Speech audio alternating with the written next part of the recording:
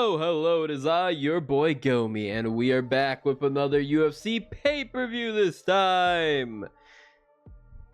And it's, We're gonna be looking at UFC 316, coming on off the heels of UFC Fight Night. I forgot which UFC Fight Night it was. Honestly, my brain's fried on that. I just want to say, I was the worst card of all time. Unequivocally the worst card of all time. One knockout, 2 submissions, and we didn't even have a main event, and the actual main event was a 3-round fight between Gamrot and Klein. That was a horrible card. I hit a few decent bets in Gamrot and Zachary Reese and oh boy, Jesus, my brain's giving out on me because of how much I tried to raise the card for my brain. Yeah, I hit 3 bets. I don't remember what the other one was. The card was horrible, and I'm sorry, guys. You know I like to keep it honest with you. I love keeping it honest with you guys.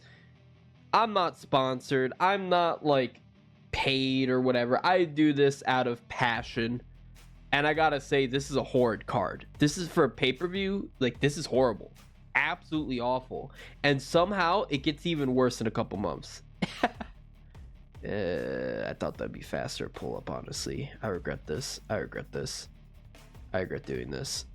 Yeah, somehow there's even worse pay-per-view card coming up, which I don't understand. I really don't. I regret doing that. But yes, UFC 316. It's gotta be a pretty poopy card, but we're gonna break it down. Let's look at it. There's some fun fights. It's not like trash, but yeah, it's just not good. So first fight of the card is gonna be Quinlan Salakid versus Yanal Ashmuz. This is short nose fight, I believe, is it not? I can't remember. There's a few short nose fights in this card, unfortunately. Regardless, Quinlan Salakid, he's a very solid fighter. He's typically a very slick kickboxer, very skilled, but he also has a massive reach advantage in this one. He's got good KO power in his last fight. Typically, he's not a big KO guy, but the main thing I really think is going to be his main tool or weapon in this fight is going to be, I think he's just a much better grappler. I think he has a very high submission threat in the case of this. I don't think Yanal Ashmuz is that good, to be honest with you. He's decent as a kickboxer. He's got good movement, and he has decent offensive wrestling going off his last couple fights, and he's very tough. I don't think he get finished, but the grappling threat of Quinlan, I think, is going to be the main avenue if there is a finish. I don't think he's going to be KOing Yanal Ashmuz, but I definitely think Salakid is going to get it done overall.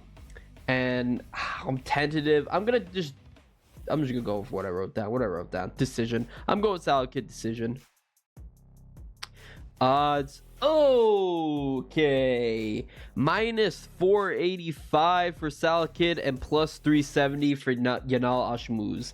There's no point in betting that. I definitely think Salakid's gonna win, but not at minus 500. Not getting anything for minus 500. The decision or submission, if you were to do a double chance, I guess that's what you're going to be picking, but yeah, there's not value there. Jekasaragi versus, oh my god, my order is horrible, by the way. Jesus Christ, give me a minute while I find this. Jekasaragi versus Jusang Yu. Jusang Yu is going to beat the living piss out of Sergey. Sergey's had some very questionable losses that leads me to just not really have a lot of faith in him in this spot, while Jusang Yu just looked really good so far. Jekasaragi has lost to Anshul Jubilee and Weston Wilson. Who's he had good wins over? No, but not a damn person. Jusang Yu, though, this is his UFC debut, but he's looked really good on the regional scene. Granted, it's the regional scene, but he's looked really good. His power is phenomenal. But that's not the main thing. His main thing is his precision and timing. His main precision and timing are just so much leagues above these guys he's fighting. And sorry, Jekasaragi is a regional level fighter. He's not a UFC level guy despite his UFC level experience. His composure is trash, and he just throws wild hooks a lot of times, while you will be able to counter, pressure, strike, and if it comes down to it, I think his defensive wrestling and offensive wrestling are both good. If he wants, he can win this in wrestling easy. If there's wrestling in this, he destroys him. If he stands with him, he could probably get a knockout, to be honest with you. Ju Sang-yu is waiting to be fraud checked in quotation marks, but it sure as hell is not Jekka. Jekka is a perfect fight to set him up for. He's probably going to be a massive favorite. It's not going to be worth betting him. I'm going to be going you with TKO. Oh, would you look at that? The exact same odds. -45 to +370 Jekka Sergi. Yeah, there's, again, KO or decision. KO or decision. KO or decision. Yeah, gonna bet some on that KO or decision. Ariane De Silva versus Wang Kong. Jesus Christ, what is with this order? Do I even have this fight written? Is this even on my list? I don't think it is. No, it has to be. I remember. Here it is. Okay, Jesus, it's out of order. So, Ariane De Silva, that's the issue. This fight, I have a different fight on here. What happened? No?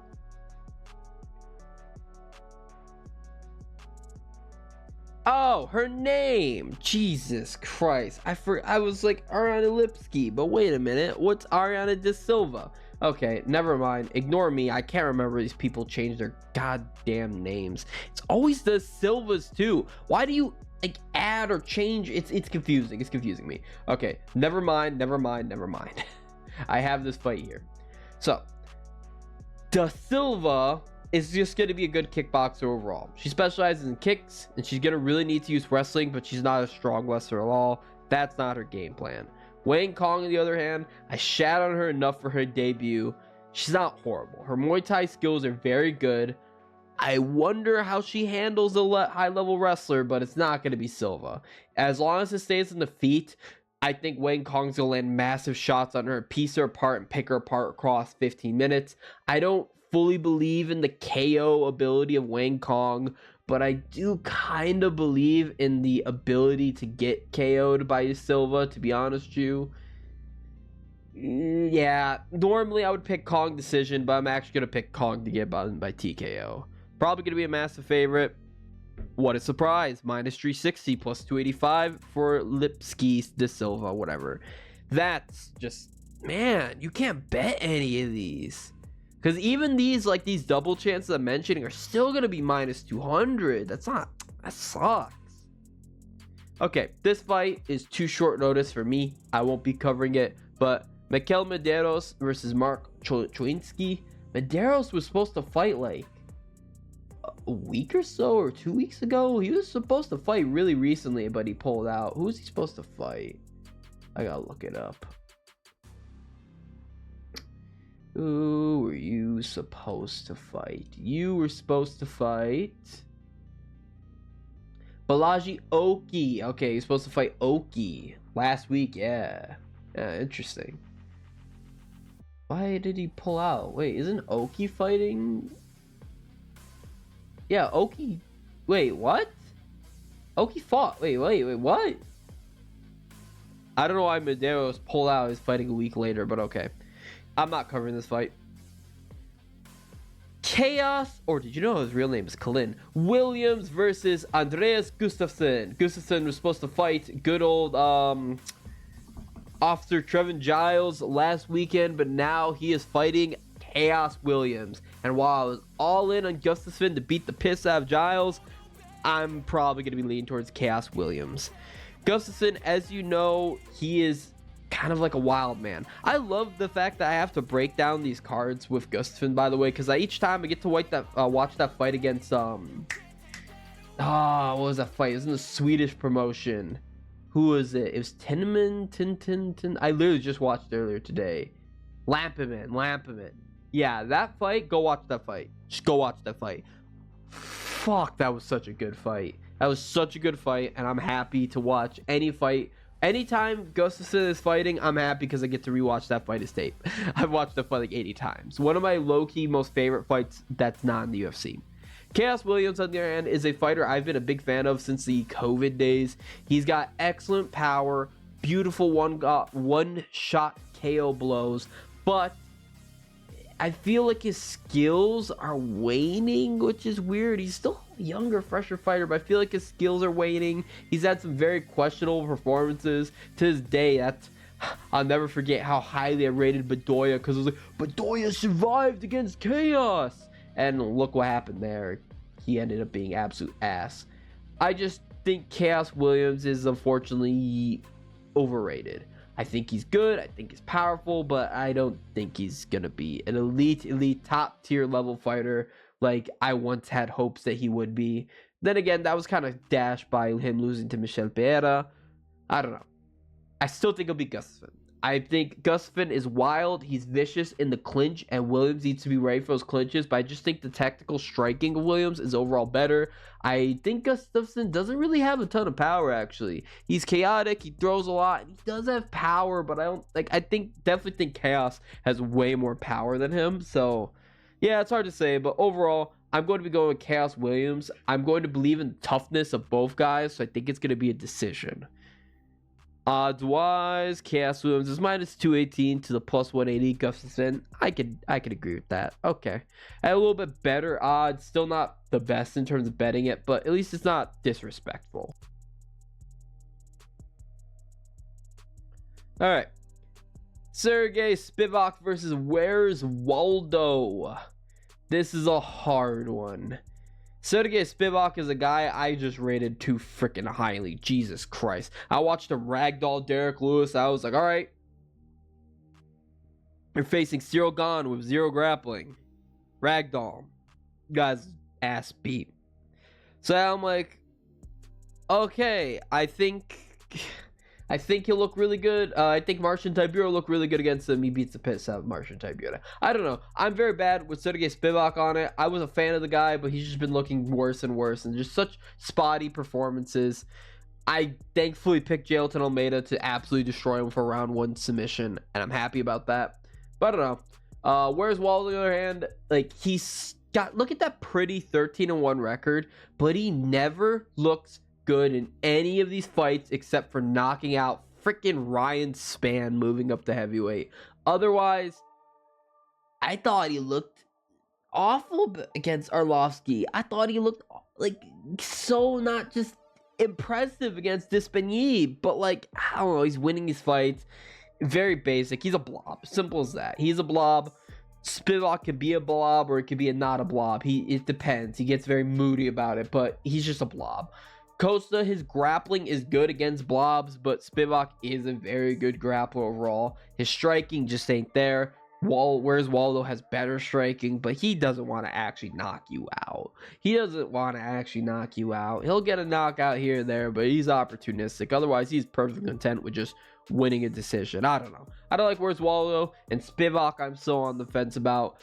I'm going to be leaning towards Spivak to get it done, and I'm going to pick him to get it done by submission, because I think Waldo Cortez Acosta, I don't think he's good. If it's a decision, I wouldn't be surprised as well, too. Betting-wise, I'm definitely taking the double chance on that, but I think Sergey Spivak should get it done. Sergey Spivak is a minus 142 favorite to plus 120. Where's Waldo? That's not bad odds, actually. Finally, some decent odds. I'm salivating a minus 142, by the way. Azamat Murzakanov versus Brandenson Ribeiro. Murzakanov is gonna beat the. See, I said that last weekend. What burnt me about Billy Ray Goff, but like, oh my god, I just think Azamat's gonna beat the piss out of Brandenson Ribeiro. I really think that's gonna happen. To be fair though, my lock at night was Reese over Dusko, and even I need him to beat the piss out of him. But yeah, Azamat, he's got serious power. Very good shot placement as well, too. He tends to slow down in the later rounds, but he's still always dangerous, and he has a massive advantage on the feet. Ribeiro, he's got a really good range, and he has a big reach advantage. That is very scary, very, very scary, but I just don't think his power is good. I think his like how tall he is leads to very poor head movement.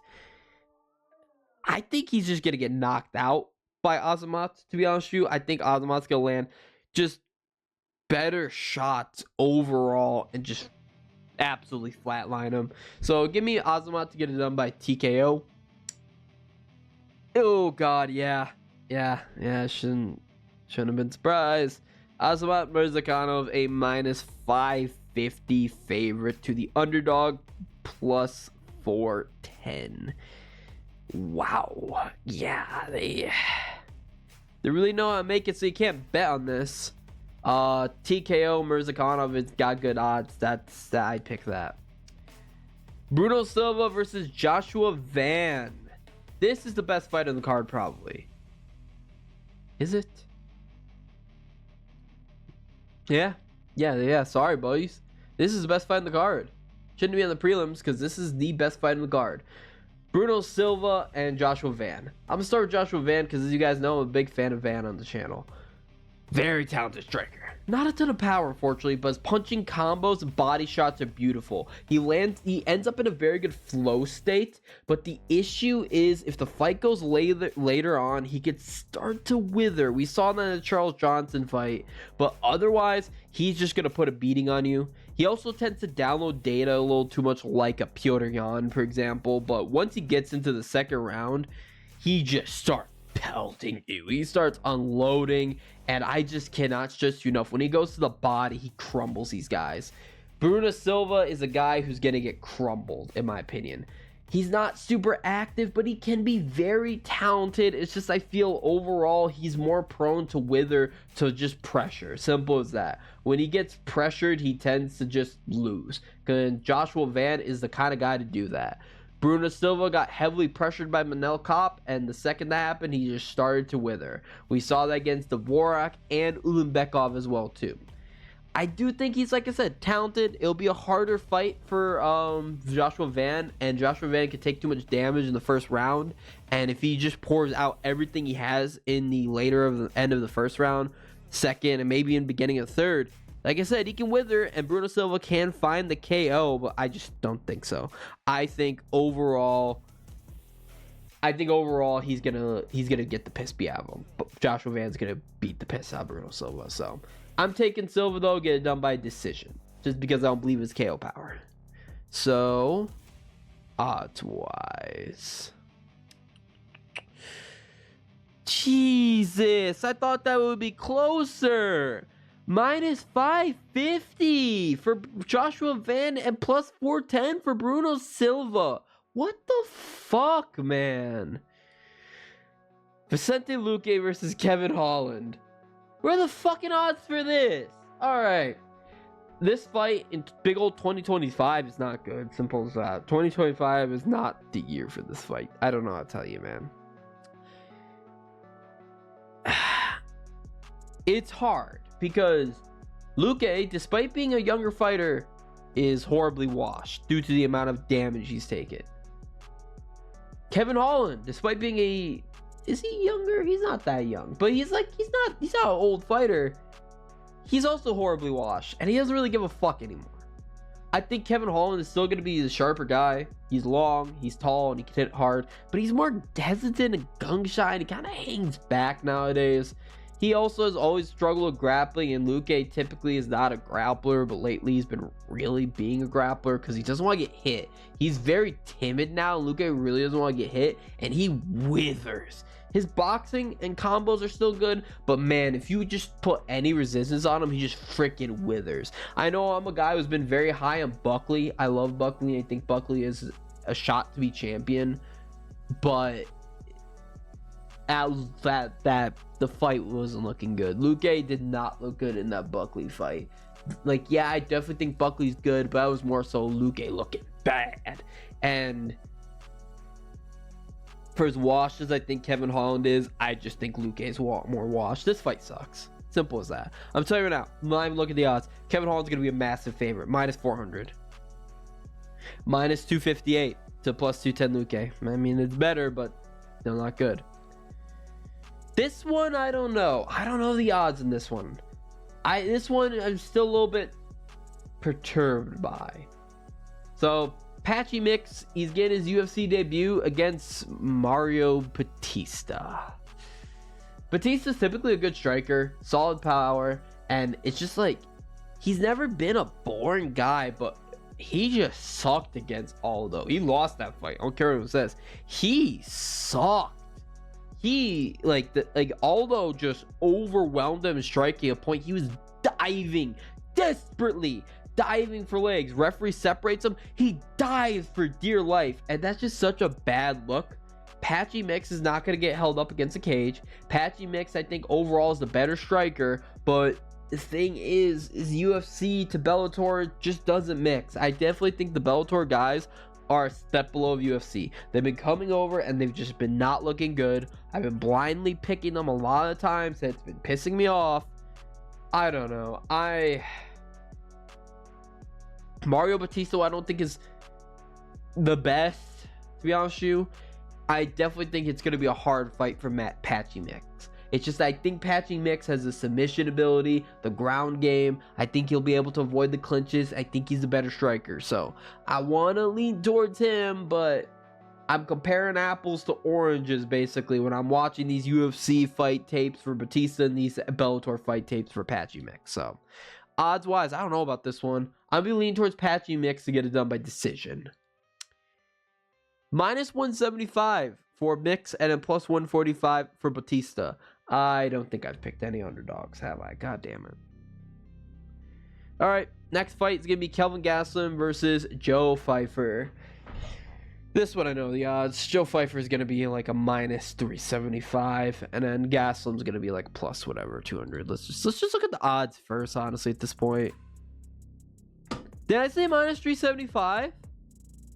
Did I say that? Jesus, Vegas, you fucking suck. Kale Harrison's gonna be minus 600 and Merab's gonna be minus 400. Ha! Okay, I was off of Merab. Jesus. Okay, make me a freaking bookie for fuck's sake. Kelvin Gastelum, Joe Pfeiffer. This fight was supposed to happen like at one of the UFC Mexico cards, but Pfeiffer got food poisoning / he wasn't ready for the elevate. I don't know.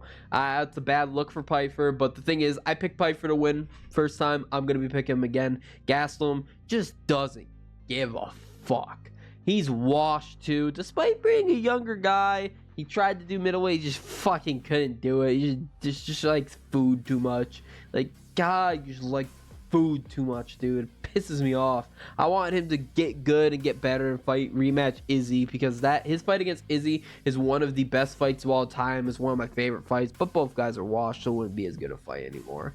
It hurts saying Izzy's washed. But yeah, Kelvin Gastelum, very good boxing typically. He's got a good pep to his step. He's got good movement.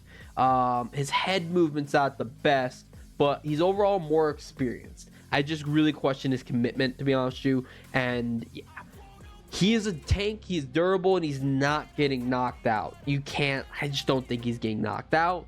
Maybe he could get submitted. Joe Pfeiffer does have sneaky submission ability, and his wrestling could be very nasty. I could see him picking up Gastelum, laying some nasty slams on him.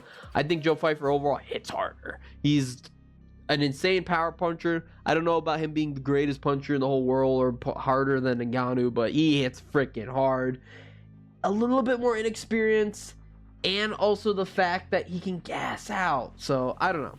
I'm going Pfeiffer. Actually, I do know. I'm going Pfeiffer to get it done by decision. I think that's comfortably a lock. But again, not betting it. Maybe the decision line is good. I don't know. Oh. Fight goes to decision is plus 104. Keep my eyes only on Rivers, which I don't use, but fight for decision. Oh, interesting. Fight for decision. That's actually good odds. That's really good odds, actually. Okay, that's beautiful odds. Okay. And next, we're going to have the title fight. Oh, God. Juliana Pena will be taking on Kayla Harrison. Why is Pena champ? She should not have been champ. She shouldn't be playing for the belt. All right. Juliana Pena is going to be 35 years old, 13 wins, 5 losses, 3 knockouts, 6 submissions. Oh, God. 5'6" in terms of height, orthodox stance, 69-inch reach advantage, a 1.81 takedown average, a 60.69% significant strike accuracy. Legitimately, how? Legitimately how? Legitimately how? Plus 450. What, my minty bets having a freaking malfunction? Plus 450 underdog. Significant wins over Raquel Pennington and Amanda Nunes. Yeah, I'm not bringing up anything else into that. I'm gonna say my piece in Juliana Pena. Kayla Harrison's gonna be 34 years old, 18 wins, 1 loss, 6 knockouts, 7 submissions, 5'8" in terms of height or southpaw stance, 66-inch reach disadvantage, a 2.75 takedown average, a 69.17% significant strike accuracy, minus 700 favorites. So you can see the odds are a little bit different when I made this graph. A significant wins over Ketlin Vieira, Holly Holm, and Aspen Ladd. Yeah, Kayla Harrison's good. Kayla Harrison, I think, is really good. I think she has the possibility of being the savior of the women's bantamweight division. I do think her wrestling is good. It's just that going off her fight against Vieira, I definitely think it's not a one-to-one transition from her wrestling to MMA wrestling, but it's still very good. And I definitely think she's probably the best wrestler, and I think she could out-wrestle Juliana Pena. Juliana Pena got horribly out-wrestled, destroyed, and the living shit beat out of her by Amanda Nunes in the second fight, but it was primarily the striking that did it. Kayla Harrison, I don't think is the best striker, and it pains me to say this, but I think Juliana Pena has the advantage on the feet. But Juliana Pena's striking is god awful. The way she just starts throwing wild punches, not even looking, like, oh my god, and she gets so easily countered. I don't think Harrison will do that unless she's really improved her striking, but yeah. Also to mention, like, Juliana Pena is so inactive. Juliana Pena is so horribly inactive. She fights once a year, once every couple of years, and like, I'd like to mention, she got the title shot off Amanda Nunes off a 1-fight win streak. She got the title shot off a 1-fight win streak. She lost. She's not on a 1-fight win streak and she's champion. Like, yeah, okay, she talks shit. She brings eyes. I hate that. I hate that narrative. Like, we should only have actual good fighters here just to solve the women's bantamweight division of this. If Juliana Pena is a cream of the cops. If Juliana Pena wins and they just bring back Nunes for a trilogy, if Nunes wins, in which she will, just to solve the women's bantamweight division. But I think Kayla Harrison's going to win this. I think she's going to be able to superior grappling. It's just going to be submission or decision. I don't think Pena's going to get knocked out, but Pena can get subbed. She can get subbed. So, yeah, I'm going to overall just be going Kayla Harrison to get it done by. I wrote decision, but screw it. Give me submission. Give me some action, please. And with that, we go to the main event of the evening. The rematch not a fucking person wanted, but according to Dana, the people asked for it. Merab Dvalishvili versus Sean O'Malley. Merab, the most boring champ in the UFC. That Bilal Muhammad's gone. Merab is going to be 34 years old. 19 wins, 4 losses, 3 knockouts, 1 submission, 5'6" in terms of height, orthodox stance, 68-inch reach disadvantage, a 5.80 down takedown average, a 58.94% significant strike accuracy, minus 320 favorite, significant wins over Umar Nurmagomedov, Sean O'Malley, Henry Cejudo, and Petr Yan. Sean O'Malley is going to be 30 years old, 18 wins, 12 knockouts, 18 wins, 2 losses, 12 knockouts, 1 submission, 5'11" in terms of height, switch stance, 72-inch reach advantage, a 0.29 takedown average, a significant strike accuracy of 61.86%. He is going to be a plus 250 underdog. Significant wins over Chito Vera, Aljamain Sterling, Petr Yan, and Pedro Munoz. I'm going to get this out of the way. I say this every time. I hate watching Merab Dvalishvili. God, he's awful to watch. But he's very good. But my problem is, you hate grappling. No, I love grappling. I want grappling to be better because I loved watching guys like Khabib. I love watching Islam Makhachev. Tom Aspinall is a good grappler. Jailton Almeida. Yeah, Jailton Almeida Evans is so boring. He's so boring. He had one freaking boring fight. Outside of that, he is a great grappler to watch. Better than freaking Merab is. Merab, He gets no finishes, but the thing is, he can. He could have finished O'Malley like 3 fucking times. And then when he's fighting Umar, he's like, oh, Umar was so easy. It felt like a sparring match. And people say that fight was so good. No, it felt like a sparring match when Umar gassed out in the 3rd round. Beyond that, it was just Merab playing around. I hate watching that. Go for the finish. Try to finish someone. He's so fucking awful to fucking watch because I'm screaming, do this. Finish him. Finish him. What are you playing around for? What are you taunting? What are you emoting? That's not why I watch UFC. I watch people get knocked out, submitted, or if it goes to a decision, I want it to be a decision because the other guy was too fucking tough to get finished. Fuck, I hate watching Merab. Holy shit, man. Like, just let him get over with, beat O'Malley, and then he can retire and say he's the best bantamweight ever, and he probably will be. I have nothing good to say about Merab. Great grappling. I mean, not even really. He barely gets takedowns, but great grappling. Yeah, endless cardio, amazing cardio, good pressure. He's been striking more. I don't see many avenues for Sean O'Malley to win this. The only thing is his striking defense is ass. But I called that out. I said his striking defense was pretty ass when they fought the first fight, and that was going to be the avenue for Sean O'Malley to win. He only really busted out in the last 30 seconds of the fight.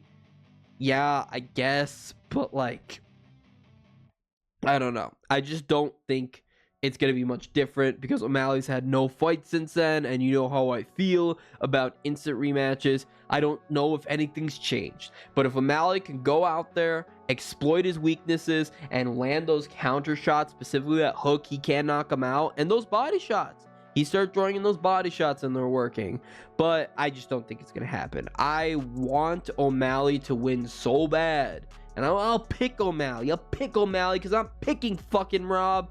But I already know where this is gonna go. So, yeah.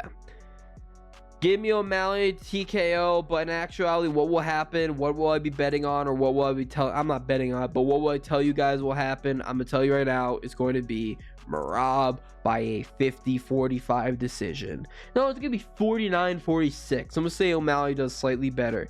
And we're just gonna sit here and go, cool.